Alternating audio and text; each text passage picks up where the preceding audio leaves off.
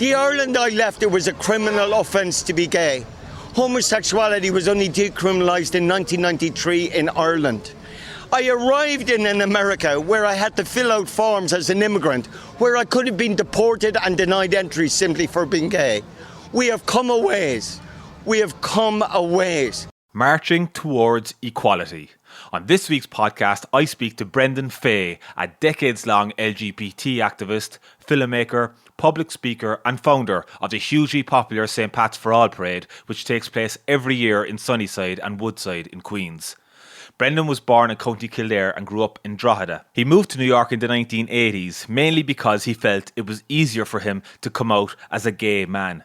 However, Brendan soon found out that America too had its own problems with discrimination, which motivated him to join the movement for LGBT rights, same-sex civil marriage, AIDS awareness and human rights. In the late 1990s, Brendan, a proud Irishman, was arrested several times for attempting to march with a gay rights group at the Fifth Avenue St. Patrick's Day Parade. In response, he then decided to form his own St. Patrick's Day Parade in Queens that would be welcome to people of all backgrounds and sexual orientation. Hence the name St. Pat's for All. The parade has become a massive event in Queens and appears to be getting bigger every year. In this year's parade, which was held last Sunday, nearly 24 politicians and city officials marched, including Senator Chuck Schumer and other city and state lawmakers. In 2016, Brendan's LGBT group, the Lavender and Green Alliance, became the first LGBT group to march in the St. Patrick's Day Parade in Fifth Avenue. I spoke to Brendan after the St. Pat's for All parade Sunday, and he looks back on his life, his struggles coming out and how he established the parade. It's a truly inspirational interview. It was the first time Brendan wasn't involved in organising the event, having stepped down as co-chair. Brendan's website is brendanfay.net, where you can find out more about Brendan's journey, his work and his documentary films. You can follow us on Facebook, Instagram and Twitter at The Long Haul Podcast, and 5-star reviews are always welcome. All of our previous podcasts are up on thelonghaulpodcast.com, where we publish a host of Irish American news and sports stories, including a detailed report on last Sunday's St. Pat's for All parade, which is packed with photos and videos. So I'm here with Brendan Fay, the founder of the St. Pat's for All parade. Brendan, another successful parade. There was a break last year. How did you feel today went? I know you weren't officially involved, but you were there with the Lavender and Green banner. Yes, actually, today was a lovely day. You know, I think everybody was thrilled to be back on the streets after being cooped up, during the pandemic. But here we are again, 2022, another successful St. Pat's for All. I thought Kathleen Walsh-Darcy and the team did a brilliant job. I was so glad, actually, to be off the stage for the first time in 21 years. But very much on the streets with my group, our Irish LGBT group, Lavender and Green Alliance. Once again, Sunnyside and Woodside shined really through. There was such joy in this celebration. There was such love with everybody. I'm very proud of the people of Sunnyside and Woodside. And this parade sends a lovely message across the city and across the country. Last night, I was in Staten Island, where the LGBT community were meeting in the Pride Centre, only to be having conversations about organising to be on the sidewalk while the St. Patrick's Parade was going by. That's why people love this parade, because everybody's included. The cheers, the smiles, the waves, children with rainbow flags, Irish flags, and there was such happiness and love in this parade. It was great. At the same time, the COVID pandemic was not too far away, because this year's parade was a tribute to Turlough MacNeilis, a great organiser with St. Pat's for All and with Lavender and Green Alliance, and a great friend of mine since we both arrived in the late 80s, Turlough from Belfast. And so today, Turlough was one of the first among those early New Yorkers who died during the COVID pandemic. It was a real shock. In fact, it was not long after we were sitting in Saints and Sinners in 2020, March 2020, singing songs with one another, hugging each other, chatting about how great the parade was. And a couple of weeks after Turlough passed away, we got the sad news. I think it's so important for us to remember those who we lost and we hold in our hearts. And the Irish community, we have to figure out how to do that as well. To remember those we lost, always remember, we hold them in our hearts, you know. And so this year's parade had everybody. The bands, the flags, the floats, Brian Fleming from County Clare and all the politicians of the city were here. I think they're amazed at what we've created here in Sunnyside and Woodside. It's a beautiful thing, you know, and let me say I'm grateful that slowly but surely more and more St. Patrick's parades in the city and country are becoming inclusive and welcoming, and that's a good thing, you know. I always say parades are a lot more fun when everybody's involved and everybody's welcome, you know. It's really what makes the parade. It's been the businesses that cheer this movement on as well are feeling the benefits of this parade and this festival as well. And everybody's packing the place and having their pints and their tea and their chips and their curries and the whole lot. And I'm really grateful because local businesses have been hit hard during the old pandemic as well. But I'm glad. It's like we are all coming back to life, coming out of our homes, being ourselves and being back on the streets celebrating. And I love this. Today was a gorgeous day, unusually warm. There was a soft rain at the beginning, you know, but not for long. You know, there's a little bit of a cloud and, you know, but it just grows every year, you know. Yeah, we spoke 2 years ago, Brendan, after the 2020 version, and then today again. I wasn't sure. I was speaking to Kathleen during the week. I wasn't sure if it was going to be as big, but she thinks it was bigger than the 2020 version today. I think there were certainly more people on the line on the sidewalk this year. Right, I have never seen so many people on the sides, on both sides, from beginning to end, right down to saints and sinners. And the lovely thing was to see all the kids of the community out there as well. And Sunnyside and Woodside is a very diverse community. You see, I think they get the message of St. Pat's for All, celebrating diversity and inclusion. And I love that. Oh yes, I said to some people along the way, I love St. Pat's for All, for its spirit of inclusion and diversity. Look, Irish, we're a global people. We're scattered across the globe. Why? Pain, famine, hunger, persecution drove us away from our own land and we scattered across the globe. But kind of people have a certain affection for the Irish all across the world, you know, and so I love St. Pat's for All. I think celebrates that internationalness, and I think we need to reclaim it, you know, that Irish-Mexican history, Irish-Chilean history, Irish-Puerto Rican history. Only today I was chatting with a couple of people and I love asking them, especially when they tell me they're Puerto Rican, and I say, can you name your Puerto Rican independence movement leader who supported the Irish cause for independence, indeed helped us write our Irish Free State Constitution? And they look at me and scratch their head, you know, and I said, he is the Nelson Mandela of Puerto Rico, Pedro Albizu Campos. And I wish our Irish people would recover that even more, you know. It's our story. I love who we are. We need to reclaim and tell those stories of our connections across the world. I love when I see, years ago, the NAACP always marched in this parade, and they would hold high the banner of Frederick Douglass, you know, the African abolitionist of the 19th century. And remember that at the height of our famine, he travelled to Ireland, went to Belfast, Waterford, Dublin, Cork, trying to recruit support for the abolitionist movement here and the end of slavery. Many Irish were great supporters of him, especially Daniel O'Connell. And I'm very proud in St. Pat's for All when I see people carrying the picture of Frederick Douglass. And the last one I'll say, lately I've been holding the picture of Bayard Rustin, who organised the march in Washington in 1963, where Martin Luther King made the speech, you know, I have a dream. But when was he born? March 17, in 1912. And he had an affection for St. Patrick's Day, after all, his birthday. And he was a tenor as well. A great leader and pioneer of civil rights and nuclear disarmament until he died in 1987. So there's so many ways. We need to take our Irish story and just open it up and unwrap the stories. You know, the international stories, it's all there. St. Pat's for All reflects that. And anyway, I love this parade, and we just had a fantastic day. I'm looking forward to the spirit of this movement spreading across the city.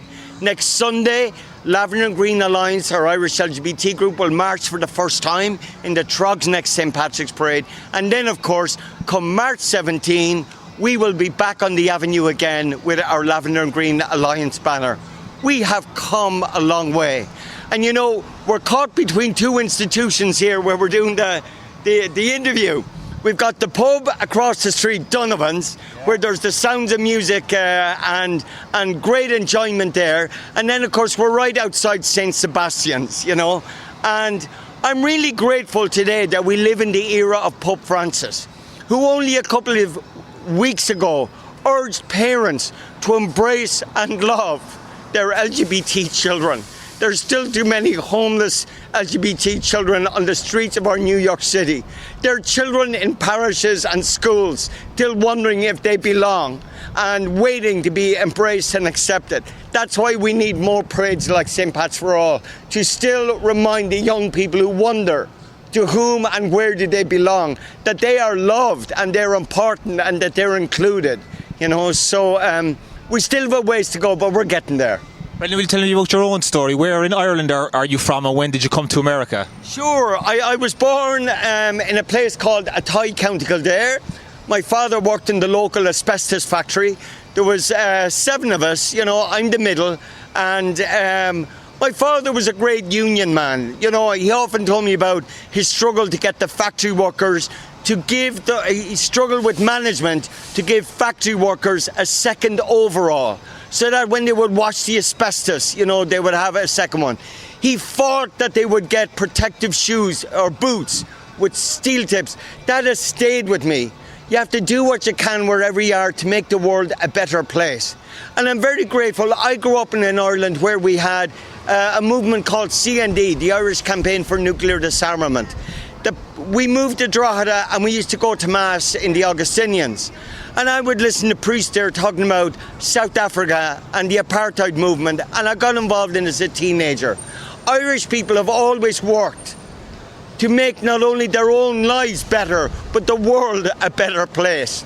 I'm very proud of that global ethic. In fact, we used to call it act locally, think globally, and we can make a difference now. And while we're making a difference, make sure you take time out and go to places like Donovan's, get a pint, sing the songs, play the music, and love one another and dance with each other as best we can. What year did you come to America, Brendan? I came to America in the mid-80s to study at St. John's University. The strange thing is, talking about how change happens.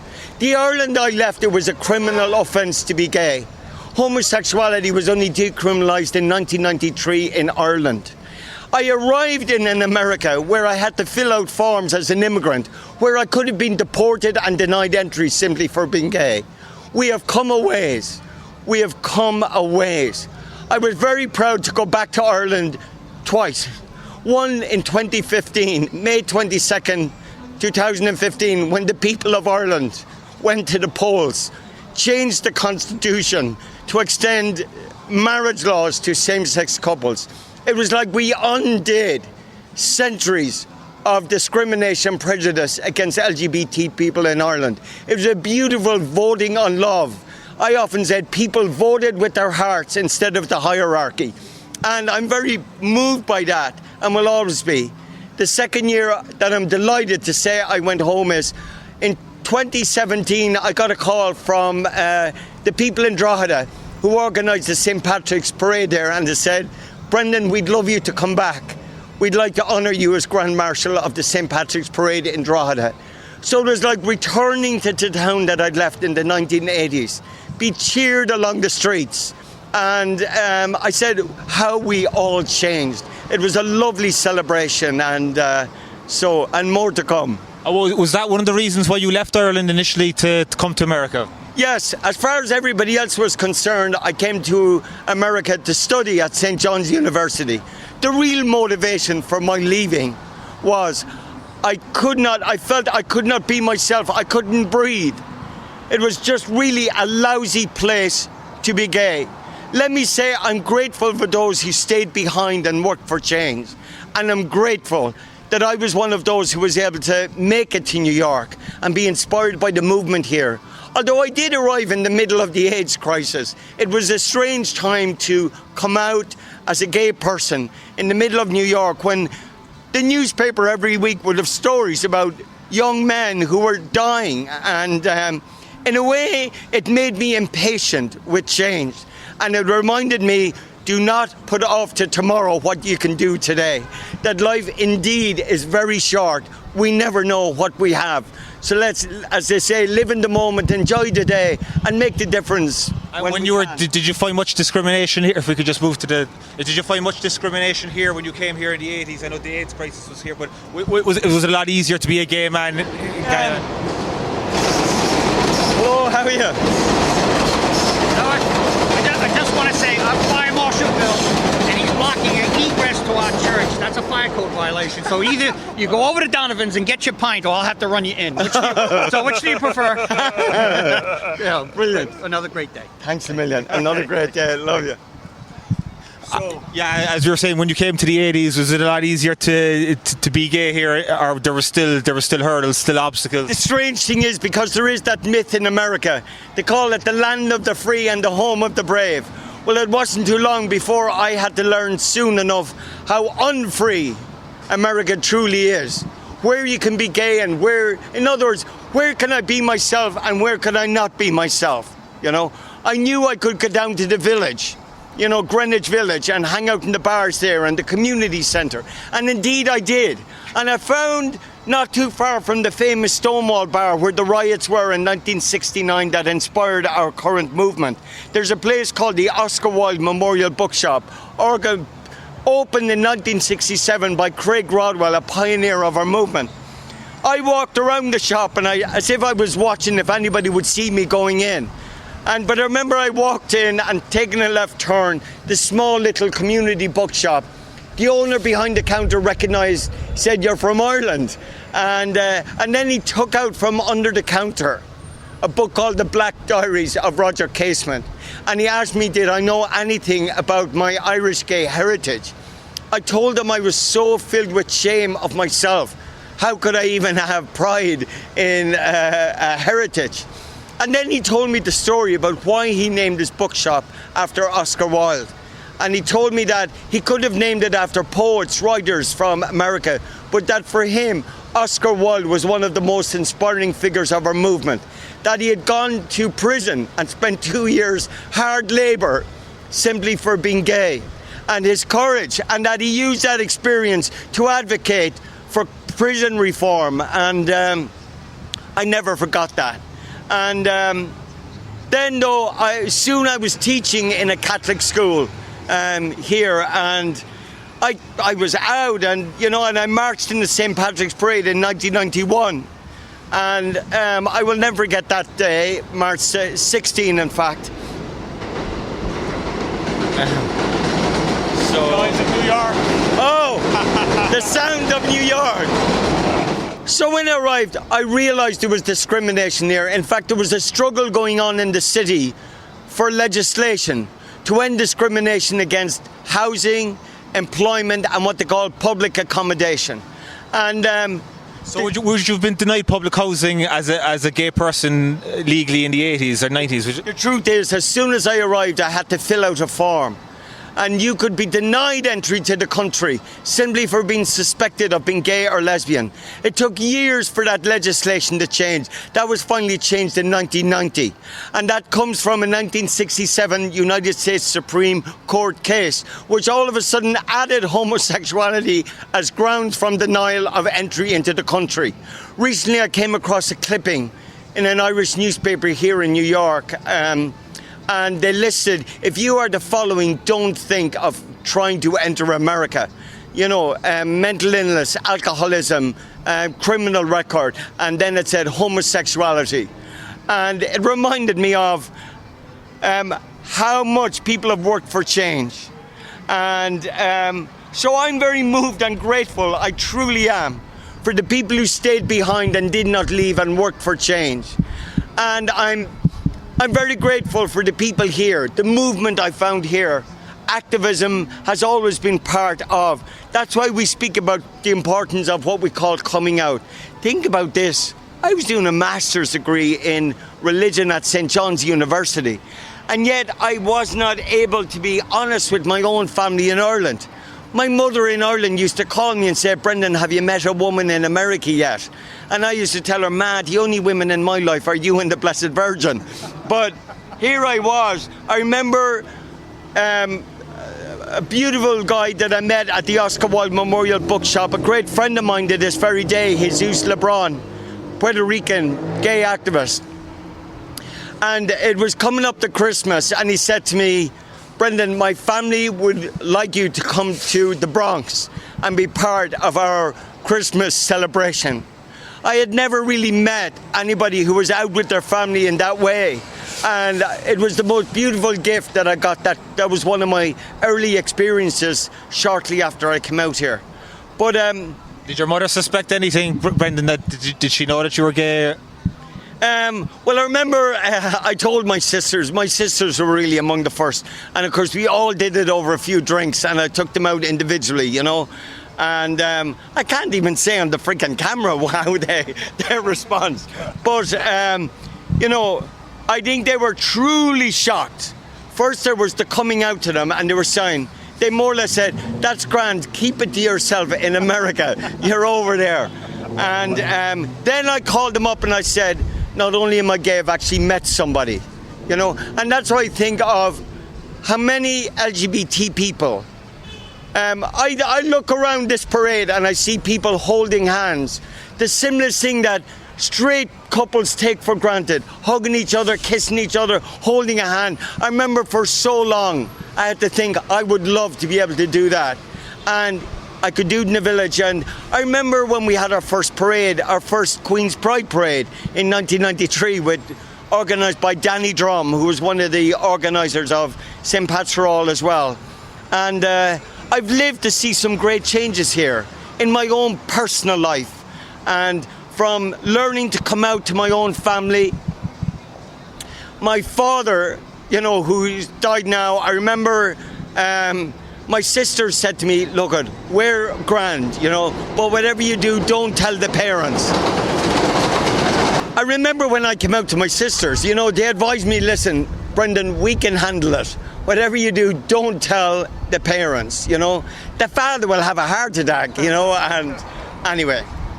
And of course, it is so important to be able to be yourself with your parents, with your family. So I remember going home and sitting down one night with my father and saying, and telling him, listen, Dad, I've something to tell you, you know. And I think he suspected anyway, because I'm not the type that sit around and by the fireside and chit-chat. I was always the one in the family running around, and he knew something was coming. And I said to him, listen, Dad, I know I went to America to do graduate studies. There was something more, you know, and I remember telling him, Dad, I'm gay. And I was waiting for the heart attack that my sisters had predicted. I was waiting for him to say something. And then he talked about, he said, I've been around, he'd gone with the RAF to, you know, and he'd traveled around, he'd worked in England. And then he said, well, he looked at me and he just said, well, knowing you, son, knowing you, Brendan, I see trouble down the line, you know. And I just ran out the back, out to our back garden, and just bawled and bawled and bawled and bawled my eyes out. I had done something I had waited for years, and it was somebody here in New York who'd helped me get to that moment. After that, my father started sending me clippings from the Drogheda Independent, from the Irish Independent, clippings about gay rights in Ireland and the David Norris campaign. My father was he would always write at the end of a letter, son, your day will come, you know. And here was a man who went to Mass on a daily basis, you know. And then I brought my boyfriend, Tom, back to Drogheda, and always the letters from my parents, you know, love to you and Tom. And when my and maybe it's an Irish thing, I remember my mother was the first to go, you know, and Tom and I were there for the funeral, but in a very loving and beautiful way. My father whispered to me and said, Brendan, make sure Tom puts his shoulder to the coffin as well. He's family. And in a very beautiful way, at a very intimate kind of moment in our family, you know, as my sisters and brothers were carrying my mother's coffin, here was my father affirming and loving and embracing Tom. And I'm so grateful. It's been quite the journey and quite the road. And they, you know, and the big day was, you know, that day when Ireland, as I say, a vote by their hearts, you know, changed history and send a ripple of hope across the globe, you know. How old were you when you had that conversation with your father? That was, I'd say that was about 1989, so I was like 30. You know, I was born in 1958. A long time waiting for that beautiful moment. And so that's why when people talk about coming out, it's such an important moment for those of us who are LGBT, and it's so important and to do that. And I always tell people, and maybe from AIDS to COVID, now I remember my father used to say, now I'm in my 60s, and my father used to say to me every day, well, son, it's another grand day, another day above ground, you know. And now I say that myself, you know, don't waste it. Use this beautiful day as an opportunity, you know, to bring a bit of love in the world, to work for change, and also, if you can, to make some good trouble. You certainly did that, Brendan. That was going to be my next question. Going on to the St. Patrick's Day Parade in Manhattan, in Fifth Avenue, in the 90s, and the trouble you were causing back then. But I'm sure it was all worth it. Would you just tell me about that? Yeah, very quickly. The story of the St. Patrick's Parade. Look, we were immigrants. We'd formed a group, the Irish Lesbian and Gay Organisation, and like any other group of immigrants, all we wanted to be was among our own people. We'd already marched with our banner in the Pride Parade, and the response of the crowds was phenomenal. Next, when we got together around September 1990, we said, let's apply for the St. Patrick's Parade on Fifth Avenue. Everybody said, of course. Next, the response came back from the Hibernians. They said there was a waiting list with 39 groups ahead of us. And then, of course, as the judge in one of the court cases said, that became a waiting list to nowhere. But the beautiful point is, the mayor at the time was Mayor David Dinkins, New York's first African-American mayor. He brought the parties together, the Hibernian organisers, leaders of ILGO, the Irish Lesbian and Gay Organisation, and the city, and all sat around trying to negotiate a compromise. In the end, we were told you cannot carry a banner, but we were actually welcomed as guests of AOH Division 7. People forget that. Ancient Order of Hibernians. AOH, standing for Ancient Order of Hibernians, Division 7 downtown, said you can be our guests. The mayor said, I will step behind. The mayor of New York always leads the St. Patrick's Parade on Fifth Avenue. And Mayor David Dinkins said, I will be your banner. I'll walk with you. And now, that year you have to remember, not only were the gay and lesbian group banned, they also banned the group of children in wheelchairs. No wheelchairs were to be allowed. I know. I'm so glad we changed both exclusionary policies. And but here's what I'll never forget from that day. It was my first day of being out in daylight. The first day I remember in New York of being proud, really, of being Irish, of being Catholic and being gay, and walking in the St. Patrick's Parade. But then we began walking and the screams began. Die from AIDS, you know, you're not Irish, no fruitcakes, you know, blah, blah, blah. All of these screens and everything. Some people blew kisses, the cheers as well as the jeers. A man grabbed my hand, an activist by the name of Robert Ryger, and he practically carried me up the avenue. I've never forgotten it, you know. And Robert himself then afterwards introduced us to his parents, Kathleen and Stanley Ryger, Kathleen from Burr, County Offaly. Now, this was a new step. We were meeting Irish parents. Well, Kathleen from Burr and Stanley, a very popular Irish musician. And here was their gay son, Robert Ryger, who was also a leader with ACT UP.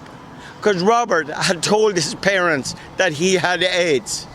And you see, this brings back to me the reality of the shortness of life and how important it is to think well and to make good changes in the way we live together as human beings. And Robert would die of AIDS in 1994. You were arrested in 99, Brendan, but tell me how you got to that point where you got arrested in the parade. Yeah, I'll never forget, actually, 1991, of course, we marched, and it was shortly after that I was terminated from my teaching position out here in Queens, the Girls' Catholic School in Jamaica, Queens. But from that moment, what I'll always take from that experience was the support of the teenage girls, my students, of their gay religion teacher. I have never forgotten. Now they're mothers themselves, and some of them marched today in the parade and join us on Fifth Avenue and bring their children and speak about their Irish religion teacher. And but anyway, that's 91.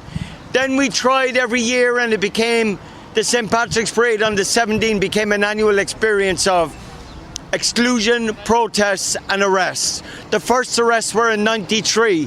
It was very strange on St. Patrick's Day to find myself being put in handcuffs and being arrested in New York City simply for trying to be part of our Irish celebration. But then there was year after year after year of Who arrested you? How did that come about? So did you start marching along and then... Yeah, we were told you are not a contingent in the parade. If you step off the sidewalk with that banner, you will be subject to arrest, you know. Sometimes I used to say, and when you look at my arrest record, it'll say disturbing the peace. I used to say, sure, all we were disturbing was the prejudice, you know. Anyway, year after year, there was the protests, the arrests, and then shown up in court, and you know, and my arrest record built up. But then in '99, I was arrested at the parade in the Bronx. I was arrested at the parade in Brooklyn, and I'd been arrested on Fifth Avenue. And remember, I went home to Tom and I said, "Oh my God, we've been arrested and excluded from every St. Patrick's Parade in the city. I am going to apply to the police department for a parade permit and create a parade that will become known for its spirit of diversity and inclusion." And did that. Next, I said, I even want our name to reflect who we are. So we came up with the name St. Pat's for All. And then we said, who else is left out? It's not just enough to tag on LGBT and think we've become inclusive. No. And we began reaching out and calling the Mexican community, the Chilean community, the Puerto Rican community, the NAACP, the Choctaw of Oklahoma, you know, who donated to the Irish during the famine. And slowly but surely, people said that parade won't last. Businesses here said to me, listen, Brendan, I can't let you drink here. People have said they won't drink their pints here or have their, you know, corned beef and cabbage if they allow us. And slowly but surely, the people of Sunnyside and Woodside and groups came from across the city and said, we will keep this going. Protesters showed up, you know. And I often tell people the story about the protesters. I remember the first year when the police said, Brendan, there's a group of people kneeling down ahead and they're saying the rosary. What would you like us to do? You know, should we arrest them? And I said, no, I know what it's like to be arrested. No, please ask them, would they form a rosary praying contingent? We need another contingent in the parade. The rosary is a lovely Irish tradition and we could do with it. You know what? They show up and they protest every year and I wave to them, you know. And it's sad, really, you know. Were they there today? Did I see a group? Were they protesting? I think I saw a couple of people on the side. Yeah. I didn't realise they were protesting. Sorry. I know bitterness is a terrible thing. Life is too short. We were made for love. Where did we get these ideas about the hate lesbian, gay, bisexual, transgender people? How can you look another human being in the eye and say, you don't belong, you are not part of the human family, you are not part of our community? Life is way too short. I always say that. We have to do everything we can, make our homes, make our parades, make our bars, our restaurants, our churches, our mosques, our synagogue, open up the doors, open up our hearts, and life will become far more fun, far more joyful, far more loving. You give out love, you'll get a lot of love back, But anyway, to me, that's what St. Pat's are all about. So it was the first parade then in 2000, Brendan, and how did it build from there? Obviously, there was a small couple of groups, and then it started building after a couple of years. You could see by the amount of people here today, the politicians are here. You have to be seen at the event these days. Yes, I remember the first politician, the march in the parade, came from Belfast. Her name was Patricia Loosley. She was an SDLP MLA. Member of the Assembly, and then she became Commissioner for Children and Young People in the north of Ireland. I would ask many politicians and write to them and say, would you come to our St. Pat's Parade? Many actually stayed away for the first couple of years, but we were very lucky that first year. To be honest with you, we got a call from the White House, and it said, the First Lady Hillary Clinton hears that there's a parade to welcome everybody. She would like to march in it. So I'm sorry, I should tell that story. The first parade, indeed for the first couple of years, no Irish politicians would come to the parade.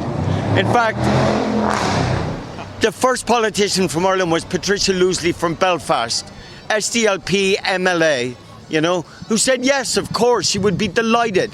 We've become friends ever since. She marched, and in the early years, and stays with Tom and I every time she and her husband William, and we go and visit them in Belfast all the time. And then as well, but the huge change came a couple of weeks before that first parade in March 2000. We got a call from the White House, and it said the First Lady Hillary Clinton is beginning a campaign to run for United States Senator for New York State. She would like to march in your parade. So welcome to the sounds of New York. So Hillary Clinton arrived.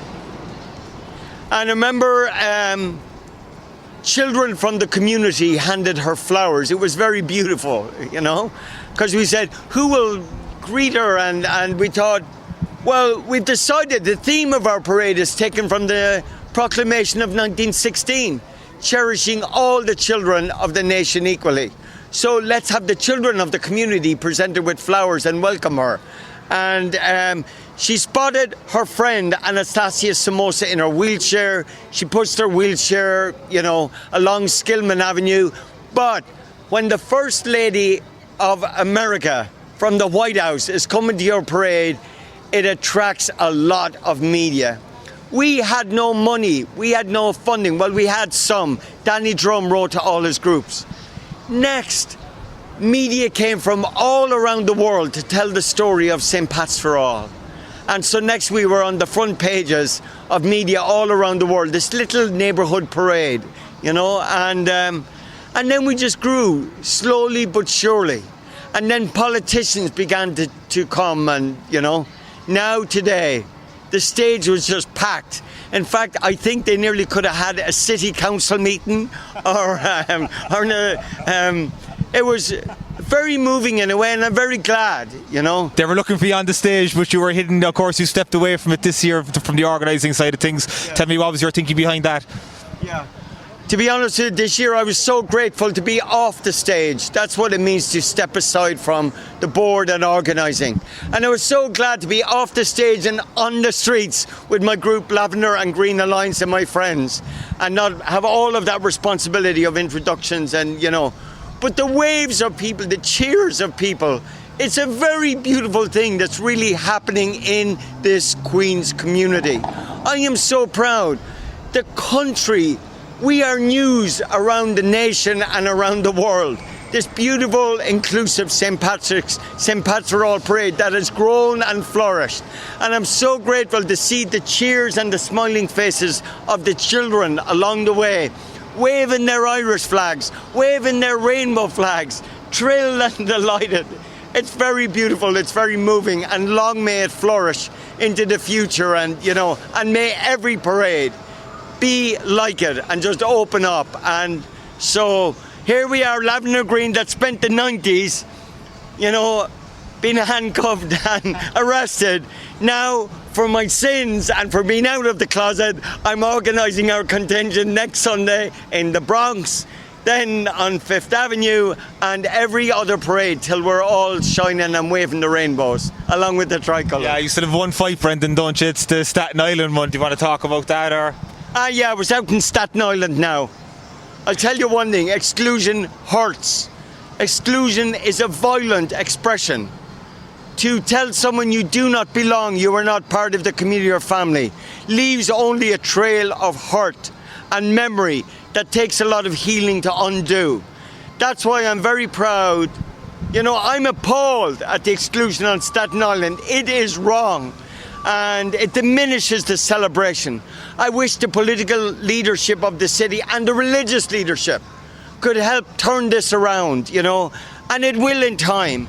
I believe the day will come, just like the Bronx, Brooklyn, Fifth Avenue, and here, that Staten Island will have a parade where rainbow flags will wave along with the tricolours. That day will come, In the meantime, we'll keep working on it. We'll finish on a high, Brendan. Donovan's pub, you were telling me earlier, was where you had your first meeting, was it? And you're gonna go down to Saints and Sinners now. Oh yes, I'm joined for a mug of tea, actually. Tea. Tea, actually, yes, and a good sandwich. But we're right outside here, Donovan's pub. It's a very beautiful place. Here is actually where it all began in 1999. After being arrested everywhere, I got on the phone and I called my friend Danny Drum, who was the great organiser of the Queen's Pride Parade and movement here in the borough. And I said, can we meet for lunch? I have an idea. And I called my good friend Ellen Duncan, from back home in Ireland, a nurse, union organiser here, and a great civil rights leader. And so we sat down there, the three of them, and I said, listen, the three of us sat down for lunch in Donovan's, and I said, I have an idea I'm applying for a permit for a parade here in Queens that will be called St. Pat's for All. We began meeting every week. Danny, Ellen, me, and some friends would sit in the basement, our basement in Astoria, and over mugs of tea and sandwiches and lots of toast and coffee and whatever, and began organising St. Pat's for All. And it just grew. So it's very moving to be standing outside Donovan's, listening to the sound of bagpipes, the jigs, the reels, seeing the rainbows and the tricolours, and remembering 22 years ago when we sat down for lunch.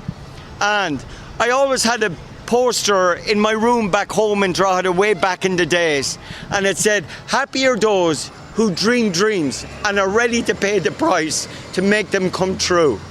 I am so grateful for everyone who stepped out today and over these 22 years, some who've gone before us, to create this lovely movement of love and joy. And now it's going on in Donovan's and Saints and Sinners and the other places around here too. Thanks for spending all this time with me. Brendan, it was my pleasure. Thanks for everything you've done for the community. I appreciate it. Fair play to you. Oh man. Thanks. My dear Annie. And that's all for this week. Let us know what you think by leaving us a comment on Facebook, Instagram and Twitter at The Long Haul Podcast, or visit our website, thelonghaulpodcast.com, where all of our previous podcasts are posted. We also publish a host of Irish American news and sports stories, including a detailed report on last Sunday's St. Pat's for All Parade, which is packed full of photos and videos. Please like, rate and subscribe to the podcast. This will ensure that we can get even more episodes to you more often. Brendan's website is brendanfay.net, where you can find out more about Brendan's journey, his work and his documentary films. Slán go fóill, and thanks for listening. Was so awful strong, my head went round and round to me away. You Santy, my dear Annie. Oh, you New York girls, can you dance the polka to me? Why, you Santy, my dear Annie. Oh, you New York girls, can you dance the polka?